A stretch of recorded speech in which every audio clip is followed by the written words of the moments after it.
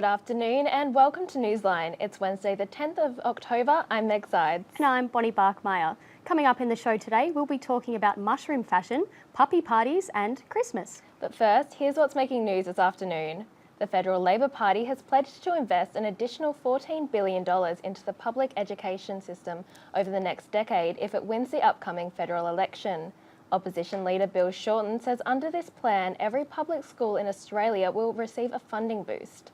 The announcement comes after Prime Minister Scott Morrison added a controversial $4.6 billion to the Catholic and private school funding last month.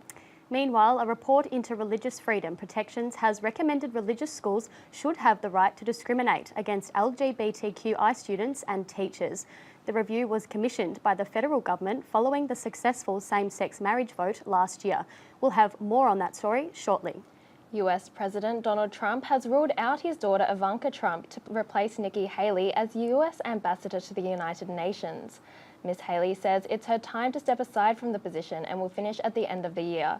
The former South Carolina governor also ruled herself out as a presidential candidate for the 2020 elections. Some of Australia's top athletes have united in a campaign to speak out against alcohol advertising in sport. The Foundation for Alcohol Research and Education found viewers of the AFL Grand Final saw alcohol advertised an average of 7 times every 10 minutes, while those watching the NRL Grand Final were exposed to alcohol advertising an average of 29 times per 10 minutes. And Melbourne motorists are bracing for 4 years of heavy traffic in the city due to construction work on Flinders Street. One of 3 lanes heading west has been shut down from this morning between Russell and Swanston Streets for work on the Metro Tunnel. Commuters are being advised to give themselves an extra 15 minutes while travelling through the area. We'll have more news headlines later in the program, but right now our reporter William Ton joins us with more on the religious freedom protection story. William, what recommendations came out of that report? Bonnie, the Ruddock report was first handed to the government in May this year, but the government has still not released the findings to the public. But according to Fairfax reports, some of the recommendations included allowing religious schools to turn away students and teachers based on their sexual orientation and their gender identity. Other recommendations in the report included not allowing businesses to turn away customers based on their based on their own religious beliefs, and that civil celebrants who became a celebrant after the bill for same-sex marriage passed in Parliament cannot refuse services to people who want to get married. William, how have political leaders responded to these recommendations? Well, Bonnie, in a statement, Prime Minister Scott Morrison has said that his government is currently working through the report and that any recommendations would be up for debate in a cabinet meeting. While Labor's Tanya Plibersek was on ABC News Breakfast this morning, she called the recommendations a disturbing proposition, and also Alex Greenwich, the New South Wales MP, has called on Scott Morrison to scrap these recommendations, say they unfairly target LGBTQI students and teachers. And William, what has the general response been? Well, religious schools are currently exempt from discrimination laws when in regards to hiring and firing teachers, and religious groups have called on this to continue via their submissions during the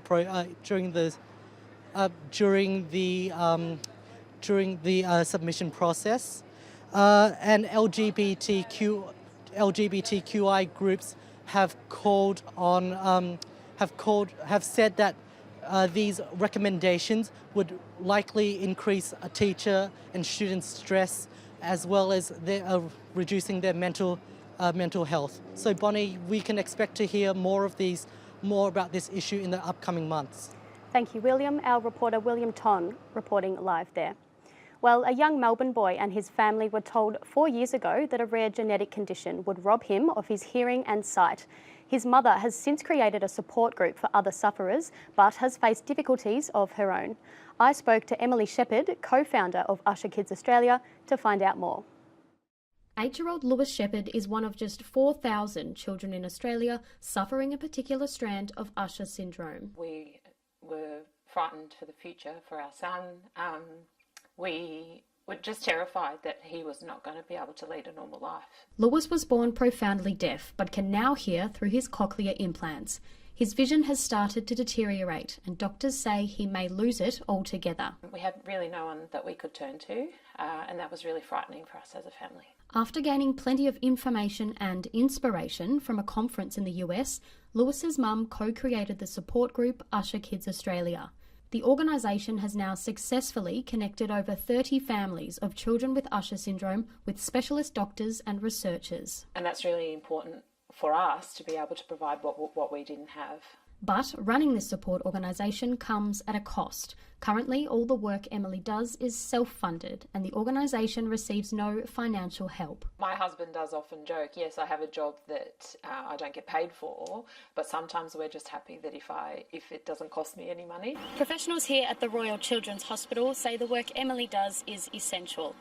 Usher Kids Australia provides the much needed support between diagnosis and the lived experience. Emily and co have done an amazing job at identifying that there was a gap in, Usher's support. The Genetic Support Network of Victoria say these groups find themselves burning out after spending too much time and energy trying to keep their organisations afloat. The grants applications process is often prohibitive and they just simply don't have time to do the paperwork. For now, Emily is focusing on what's important. First and foremost, I need to look after my family, and sometimes the workload can mean that my priorities are probably a little bit out of whack. Bonnie Barkmeyer, Newsline.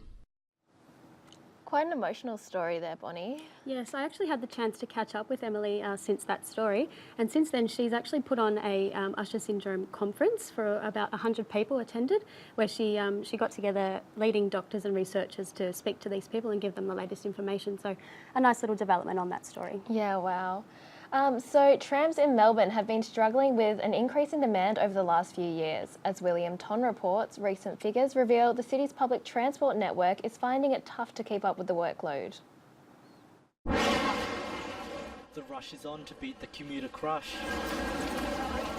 as Melbourne's trams become increasingly packed.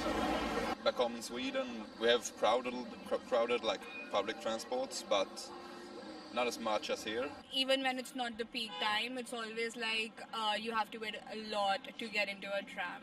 Recent data has revealed the 86, 96 and 109 lines are the city's busiest, while Route 3 saw 7 million more passengers hopping on in 2017 compared to a decade earlier. Every day is crowded, so you get stand up almost at the doors. It's pretty claustrophobic as well inside. The Greens transport spokesman Sam Hibbins says the problem is getting worse. I think anyone's lived experiences of our tram network has meant that it's been more congested and more overcrowded as the years go on. He says the government hasn't done enough to tackle the issue. It really is low-hanging fruit that this government has ignored in their term.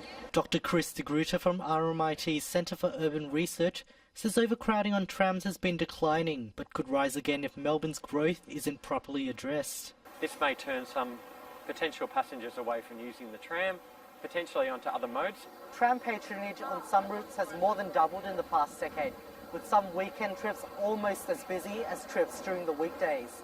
Booming growth in the city combined with an increased housing density in the inner suburbs has seen a growing demand for tram travel in the state. The Victorian government has ordered 10 new E-Class trams to help ease pressure on the network. I've called for that number to at least double because there are too many commuters missing out. Dr. de Gruyter says the government must continue to develop the network for the future. Increased capacity on the network is still needed over the longer term. More services are also needed. But until then, passengers can only wait for the next tram to roll up. William Ton, Newsline. Our reporter William Ton certainly working hard for Newsline, isn't he, Mick? He is. He's working very hard to deliver all the news for us this morning. Coming up, we'll keep you up to date with what's going on overseas and in the world of finance. We'll see you shortly.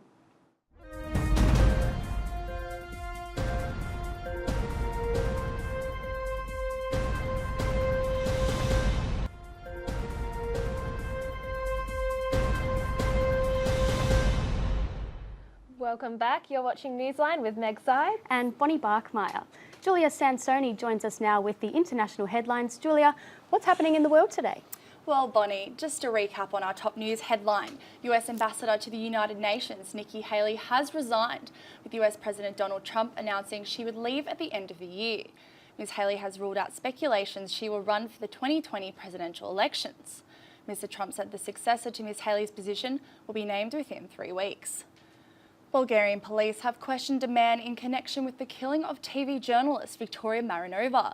Ms Marinova's body was found 4 days in her hometown of Ruse. The Romanian man has since been released without charge. It has not been confirmed if the attack was linked to Ms Marinova's investigation of the alleged corruption of European Union funds. To the east, Hurricane Michael has strengthened to a Category 3 storm as it drives towards Florida.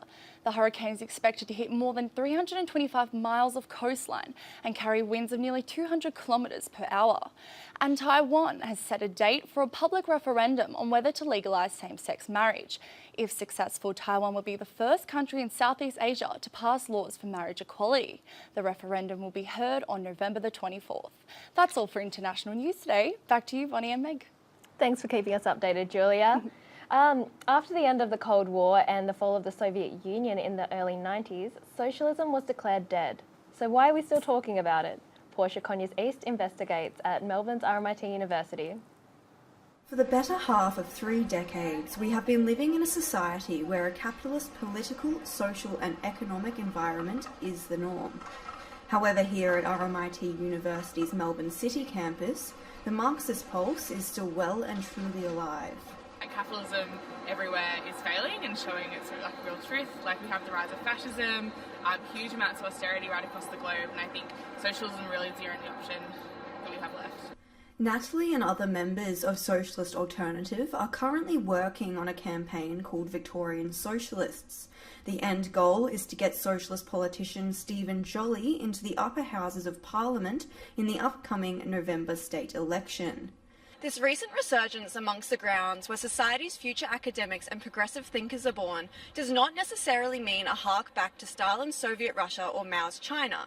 So if not a scene-for-scene reenactment of those darker periods, what does socialism look like in the 21st century? Socialism, I think, means human liberation, first and foremost, freedom from all forms of oppression like racism and sexism, homophobia and transphobia, religious oppression, but primarily it means mass democracy, which means ordinary people who go to work, do all this, make the world run, actually having a say over how the world runs as well. But not all university students feel as passionate as Natalie and her colleagues. Some don't even know what socialism is. Started to know about it, so I don't care about it. But more like, I know if I probably did get into it, I might be interested in it. Even though not everyone is convinced, Natalie and her Victorian socialists won't stop until they see change. Our ultimate goal is revolution and the end of capitalism. Basically, that's what we're in it for. Portia Conyers East, Newsline. A group of budding artists have been given the space to grow their passion free of charge, thanks to an initiative run by the Yarra City Council. Alana Frost spoke with one lucky artist who says the opportunity has taken her art to new levels. For Maddie Cleve Gerkins, the chance to be part of the Artist in Residence program in Fitzroy has meant starting her own business and seriously pursuing art. Maddie is an avid textile artist and toy maker and has been part of the program for 6 months, saying it's opened many doors. Which I've now had the opportunity to teach toy making workshops over at Fitzroy High too, and have just started at Bagunga Nunyan North Fitzroy Library as well. Program Coordinator and Head of Youth Services Chris Parkinson says the initiative is a great way to allow creative freedom and support local youth. 2017, we mixed things up a bit to make it not for established artists but for artists aged 20 to 25, to give them an opportunity to really explore their practice, develop it and sustain an aspiration to be a working artist. In exchange for taking up residence here at Yarra Youth Centre, artists are required to participate in 2-hour sessions each week, showcasing their art and giving back to the community. One of the reasons I was so interested in coming to do this residency was because you get the opportunity to run a term of arts workshops with young people who come in and use the centre. I've realised it's something that I really am interested in and passionate about, and I love working with young people through art. And that's not all. The centre run a range of creative programs ensuring there's something for every artist.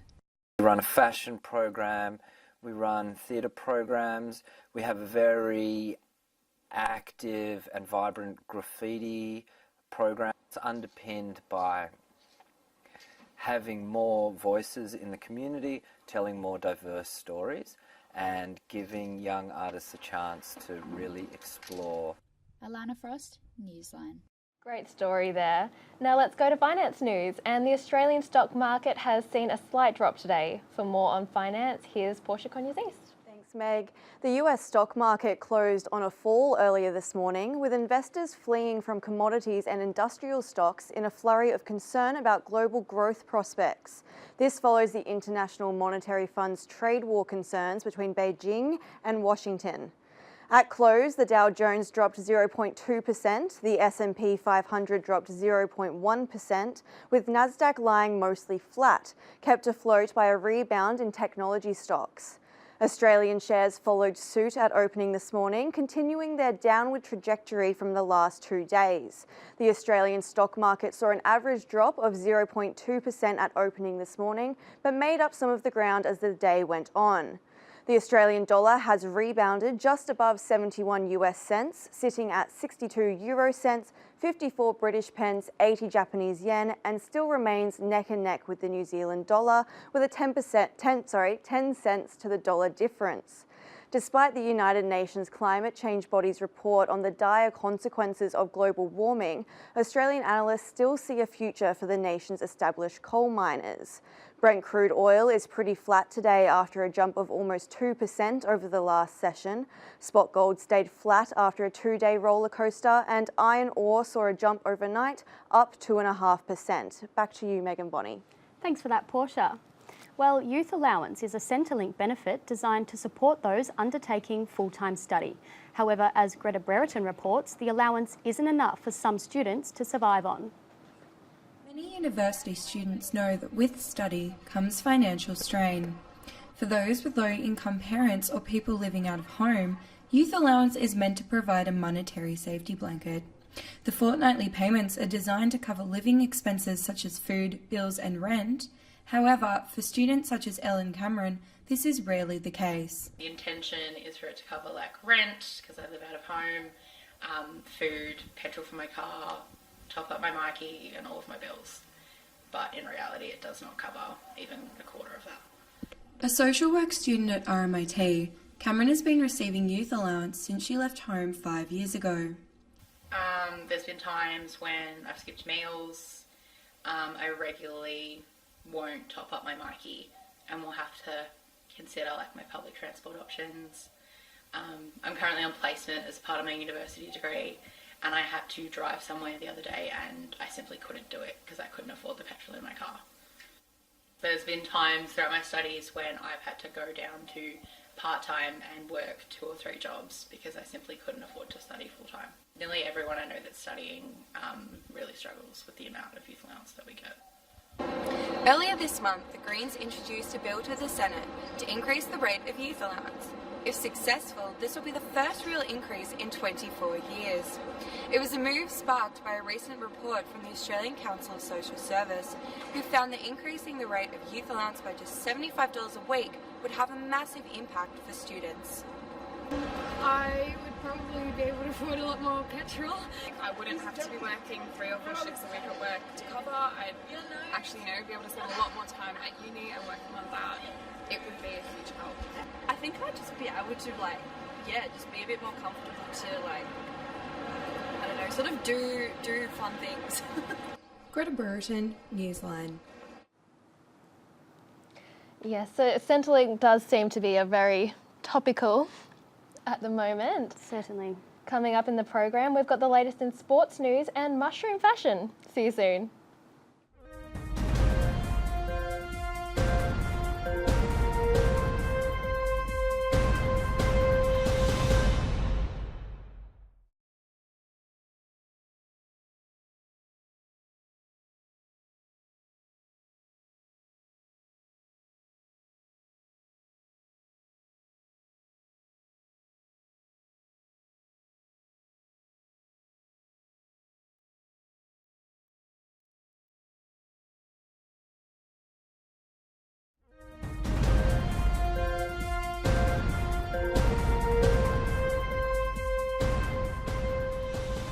Welcome back to Newsline. I'm Meg Zides. And I'm Bonnie Barkmeyer. Here are our top stories today. The Federal Labor Party has pledged to invest an extra $14 billion into public education over the next decade if it wins the upcoming federal election. A report into religious freedom protections has recommended religious schools should have the right to discriminate against LGBTQI students and teachers. And US President Donald Trump has ruled out his daughter Ivanka Trump, replacing Nikki Haley as the US Ambassador to the United Nations. Well, it's a puppy party in Brunswick after Moreland City Council's new dog park was officially opened. Sarah Krieg visited the space to see what's got tails wagging. Brunswick's dogs and their owners have been treated to a new dog enclosure by Moreland City Council. Gilpin Park's new dog run has had its official opening and local pups are out in force. Dog owners are thrilled with the new area. Being able to get out here, it's fantastic. It's kind of my relaxation time as well. With a very active dog, to be able to walk every morning and night to a dog off-leash park is just fantastic. I'm so lucky. I think it's pretty important for the rise of social media technology now. People tend to be more indoors. I think it's good just to have this space. It's pretty important just to get out and about. Dogs like Rupert are also pleased with the quality of the new space. The makeover is part of Moreland City Council's Park Close to Home initiative. As the area develops and the population grows, the council is committed to making sure that all residents are within walking distance of a green space. Mayor John Kavanagh says the plan is as much about sustainability as it is about community health. I think mental health is really an important facet of having open space. You know, it's no doubt that when people have some time in a park, are surrounded by nature, etc., that it has enormous benefits, physical benefits, emotional benefits. It's a really important thing. The council are continuing to purchase land to turn into green spaces, and the mayor is confident they can keep up with the growing population. It's an ambitious aim, but at least it's a plan forward. Some owners are already looking to the future with suggestions to further improve Gilpin Park's dog area. The only thing that could be a bit better is the lighting. It's going to be an issue in winter when it gets dark at 5 o'clock and can't see your dogs running around. While the conversion of land to parks is ongoing in some places, it's safe to say that the council's newest dog play zone is a hit. Sarah Krieg, Newsline. Well, Meg, I think you'd be barking mad not to go to that puppy party. Well, that was a bit rough, Bonnie. Barkmeyer. Do you want to hear a joke? I'd love to hear a joke, Meg. What do you call a frozen dog? I'm not sure. What do you call it? A popsicle. Well, I think that's enough for the puppy puns. Now to Georgia Bell with sport. Georgia, what's going on with the cricket? Thanks, guys. And it has been a bad cricket day for the Aussies in Dubai. Australia's batsmen had a spectacular collapse against Pakistan, losing 10 wickets for just 60 runs. It didn't start so badly with the opening batsmen Aaron Finch and Usman Khawaja putting on a 142-run stand, which was Australia's second highest opening partnership in Asia. Then it all fell apart with only 2 other batsmen getting to double figures. It then got a little better with Australia taking 3 quick Pakistani wickets, but they're still 325 runs behind, so there's a lot of work to do to salvage the match. Former AFL player and coach Mick Malthouse is backing the call to ban alcohol advertising during sports coverage. This comes after research found that during the AFL Grand Final, viewers saw ads for alcohol 7 times in 10 minutes and 29 times in 10 minutes during the NRL Final. Under the rules of the Australian Communications and Media Authority, programs are not allowed to show advertising for alcohol until after 8:30 p.m. An exemption to this rule has been made for sporting programs.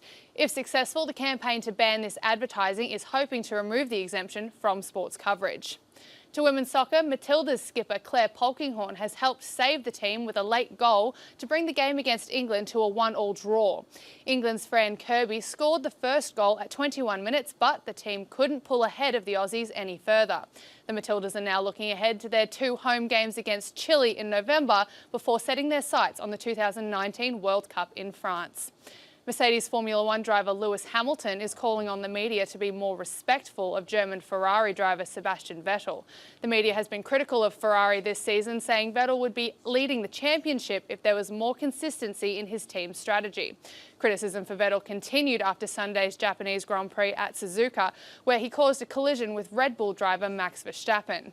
Hamilton continues to lead the championship after claiming his 9th win of the season and is hoping for a 10th at the next race in Texas. As we know, AFL is something of a Melbourne culture, with the grand final hosted here for as long as many of us can remember.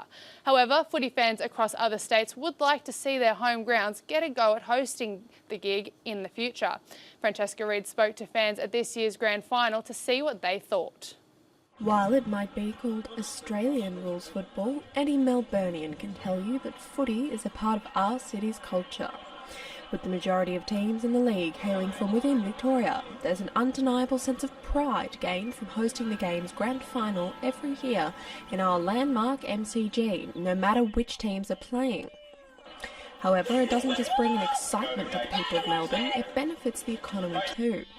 A report commissioned by the Sunday Age in 2010 found that AFL contributed $1.64 billion to the Victorian economy annually. But earlier this year, AFL Chief Executive Gillan McLachlan reported it was up to $3 billion. In a statement, a spokesperson from the MCC said that they're thrilled to host the grand final until at least 2057 and are certain that the MCG will continue to deliver the magic, atmosphere and excitement befitting this sporting spectacular. If Melbourne is the home of footy, then the MCG is the heart of that home. But every year that we have a grand final involving interstate teams, the question is raised: should we give other cities a fair go at hosting?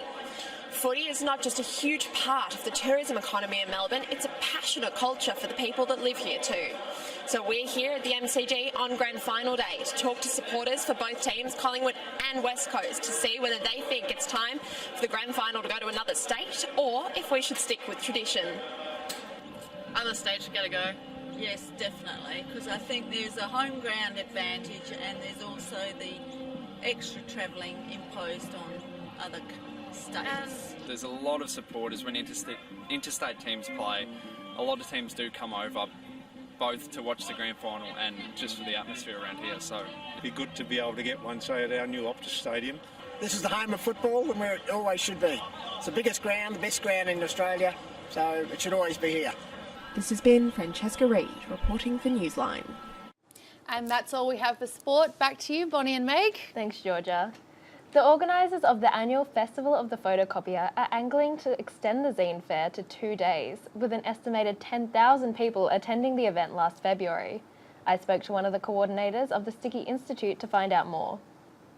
For almost a decade, not-for-profit organisation the Sticky Institute has put on a Zine Fair as a part of its annual Festival of the Photocopier. It's a very simple idea. We just put tables out in the room.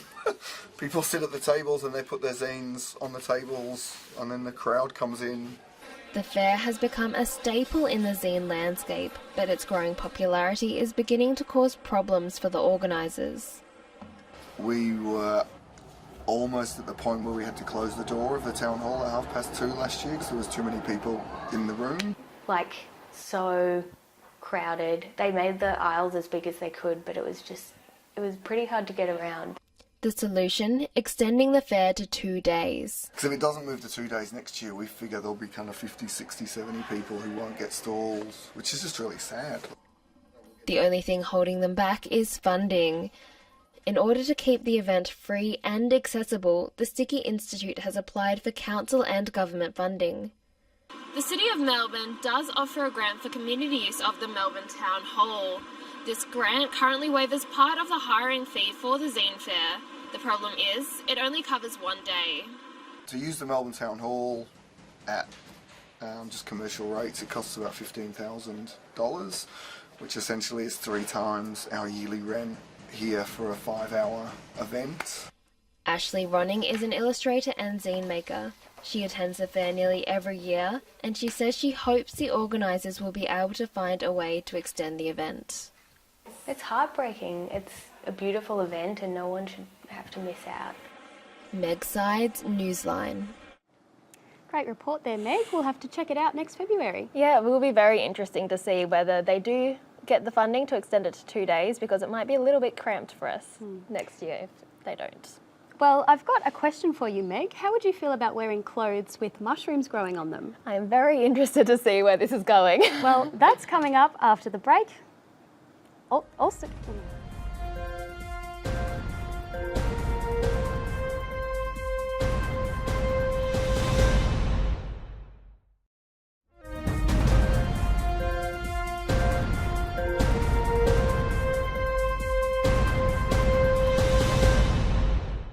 Welcome back to Newsline. I'm Meg Sides. Now for some funky fashion. An eco-passionate fashion designer is using the power of mushrooms to tackle textile waste. As Julia Sansoni reports, this innovation could change the fashion industry as we know it. This is a time-lapse of what is being called the future of fashion, turning food into frocks and waste into wearable art. Mycelium, otherwise known as mushrooms, can be grown using material that would otherwise end up in landfill. Amanda Morgland is a fashion honours student at RMIT University who is making environmentally conscious loungewear using the power of fungi. You have agricultural waste, you have waste from the fashion industry, you have waste from the food industry. All these things are like viable sources to grow a material quickly, and then you don't really chemically treat it either. Mycelium Made is a sustainable range of clothing that upcycles cuts of material and gives them a new life. These garments are then loaded with nutrients and kept in an environment where mushrooms can flower. Amanda combines her work with materials like vegetable leather, made using Amadou mushrooms. She is just one of many Melburnians who are passionate about polypores, like Nick Rita, mushroom cultivation teacher from Milkwood in northwestern Victoria.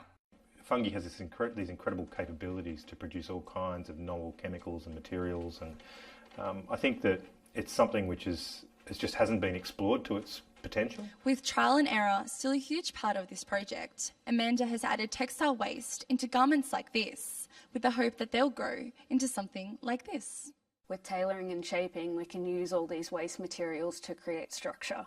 Amanda will showcase her fully grown garments at her end-of-year exhibition on October 22nd. Julia Sansoni, Newsline. It's International Homeless Day today, and there's no questioning that sleeping rough does carry a lot of danger.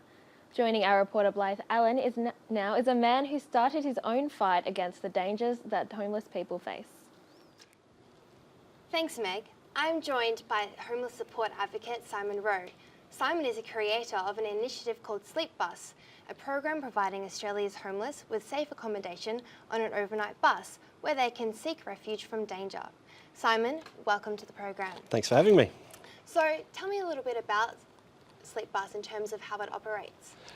So Sleep Bus basically comes in of a night time. It's a mobile operation, and that was the sort of goal, was to be temporary, be mobile, get to where people need us, and then we sort of park in the city for the night. And then in the morning, once everybody's had a good night's sleep, then we vacate the area and reset the bus, and then I take it to schools, I take it to universities, and I do talks and speak to our corporate partners and that sort of thing.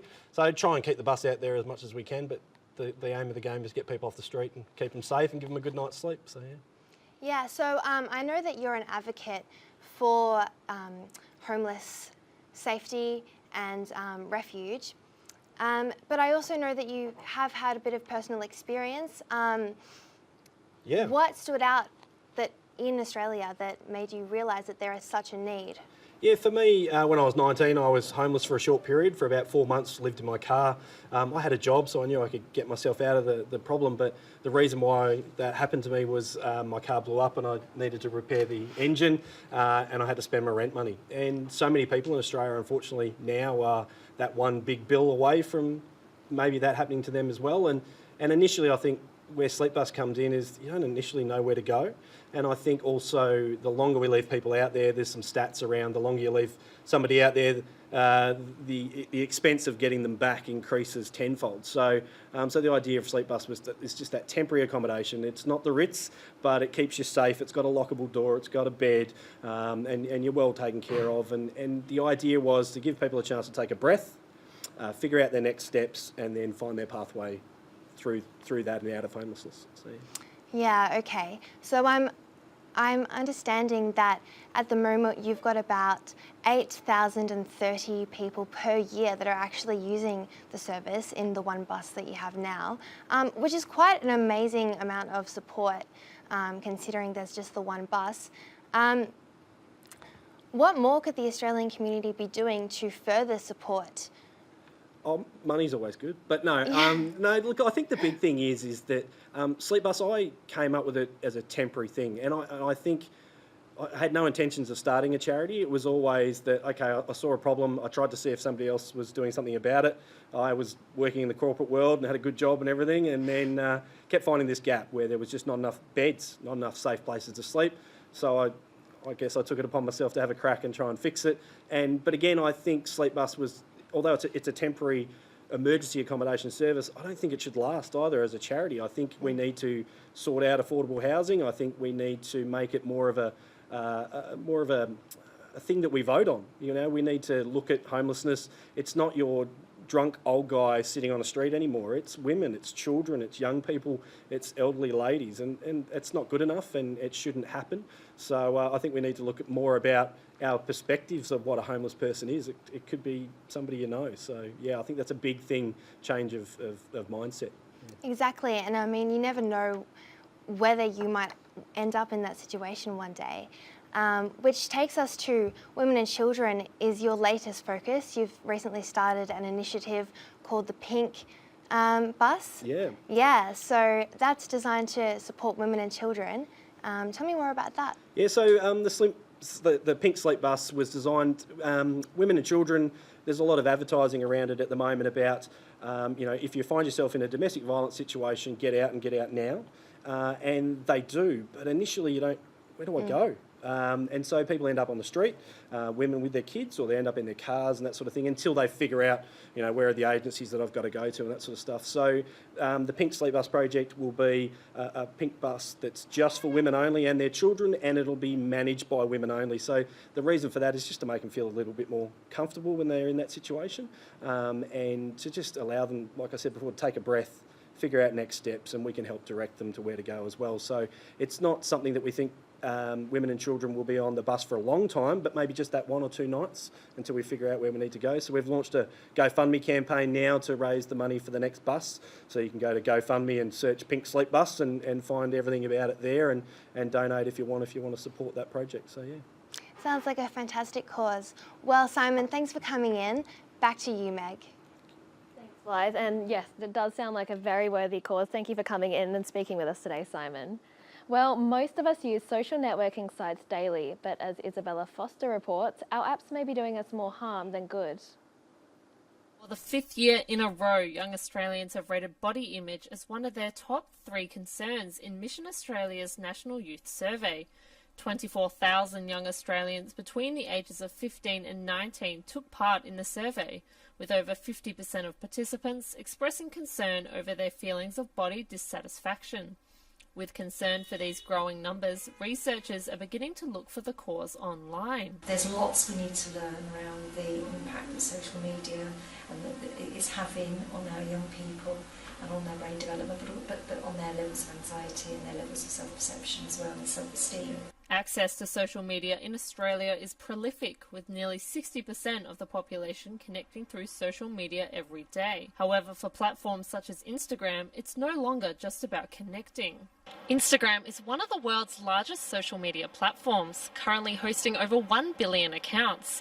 Its intense popularity and engagement even allows some of the platform's most followed users to call it their job. By simply posting a photo or a story, Instagram models are able to earn an income through ad revenue and product sponsorship. Some of these famous accounts boast over 10 million followers, making their profile a walking billboard for the best clothes, body types and lifestyles. However, where do we draw the line between being hashtag goals or being simply unrealistic? You only post things when you look good or when you're doing something exciting and you want to share it with others. And there is a trap that people can fall into where they do start comparing the actual realness of their life with people's censored life. And as the number of young people signing up online only gets larger, social media influencers are hoping to use their platform for positive change. Instagram user Saggy Sarah dedicates her Instagram account to promoting body positivity for her followers, sharing posts that show how lighting and posing affects her pictures. In the future, she hopes other influencers will do the same, taking the courage to share their real pictures in order to raise positive mental health awareness amongst an online generation. Isabella Foster, Newsline. Now on to a more jolly note, Meg. Christmas is only 76 sleeps away. And I can hardly wait. As Georgia Bell reports, Christmas tree farms on the Mornington Peninsula have their sights set on a successful trading season. Here's how they're preparing. 18 drawing to an end, Australian businesses are looking ahead to closing down for the Christmas break. But for many on the Mornington Peninsula, things are just kicking into gear. The owners and employees at Murdoch Christmas Tree Farm are busily preparing to greet eager customers at the start of the holiday season. However, they still have quite a bit of work to go before they can open. We need to plant in winter, and the trees all need to be trimmed twice a year, and then the ones that we sell get an extra trim. Despite the amount of time that goes into perfecting these trees, one of the main struggles for the business is having 5 other farms in the area. With people vying for the same customers, farms focus heavily on the experience they are providing. One of the most all-encompassing can be found at the iconic Santa's Place. Well, it's a whole day out. We've got the playground, the cafe. We've probably got the biggest range of Christmas decorations in the whole of Australia, and the field itself. Although Santa's Place is currently up for sale, they will operate as normal this season, though it is unclear if that will continue once sold. For smaller businesses in the area, this could mean an increase in sales as early as Christmas 2019. With such a short trading period, these farms will be working around the clock to ensure a successful season. Each of them will be expecting to sell several thousand trees before Christmas Day. For the smaller farms relying on the families who want to pick their tree quickly, the emphasis is on making sure they still have a great time choosing it. We really focus on having superb quality trees and having quite quick customer service. So our farm's really great for people who still want to have a Christmas tree and have a beautiful Christmas tree, but perhaps don't have hours to spend on choosing it. Despite having other businesses on their doorstep, the goal for the Murdoch Christmas Tree Farm is to ensure that it's a holly jolly Christmas for everyone. Georgia Bell, Newsline. A lovely jolly story there. How early do you think it is to put up your... It's too early to put up your Christmas tree? Well, I have been known to be the most excited person in my family, so I think I'm going to have to say start of December. Is that acceptable? Anything I feel like the start of December is acceptable. Anything earlier than that is... Bit keen. I am wearing Christmas socks today. Are you? I am. Fun fact. But I do not put my Christmas tree up until at least the 1st of December. I feel like it's a bit excessive to go anywhere in November. I've heard some people putting them up in October. Yeah. Right, this time of year. Because the Christmas decorations come out in the shops. In the shops, so they just get so excited. Oh. All right. So, Greta, we're going to Greta with the weather now. Greta, how early do you think it is to put up your Christmas tree? Well, Meg, I'm a bit of a Christmas fanatic myself, but I probably won't be putting up my tree until December. It is starting to feel a bit more like summer though, with the weather in Melbourne heating up over the next few days. Today is the lowest it'll be for the rest of the week, sitting at a mild 18 degrees. There were a few clouds in the sky today, but we did get patches of sunshine as well over the city, although a bit of wind has picked up this afternoon. Tomorrow we can expect even more sun, with the temperature reaching a top of 20 degrees. Friday will be another clear and sunny day, creeping up to 22 degrees. And Saturday will see the climb continue. It'll reach a top of 23, although we'll be seeing some cloud cover over the city. These clouds are expected to hang around from Sunday to Tuesday, with the temperature even higher. We're talking around 25 degrees. Monday should reach 26. And then things are looking pretty mild across most of the country tomorrow, except for Darwin, which is set for a scorching 34 degrees and sunny skies over the city. In Perth, things are a bit more comfortable, sitting at a top of 23 with some light cloud cover. Brisbane locals will want to pack an umbrella tomorrow, with expected showers and a top of 22 degrees. Sydney will also be hit with a bit of rain and a mild 18-degree day. Canberra's cool weather is set to continue, sitting at a top of 15 and cloud covering the capital. Down south in Adelaide, and it'll be a partly cloudy day, reaching 23 degrees. Even further down in Hobart is expecting a top of 16 degrees. It's a slight improvement from today's chilly weather, but those clouds aren't going anywhere soon. Glad to not be in Hobart today. Back to you, Meg and Bonnie. Thanks for that weather report, Greta. with the weather there.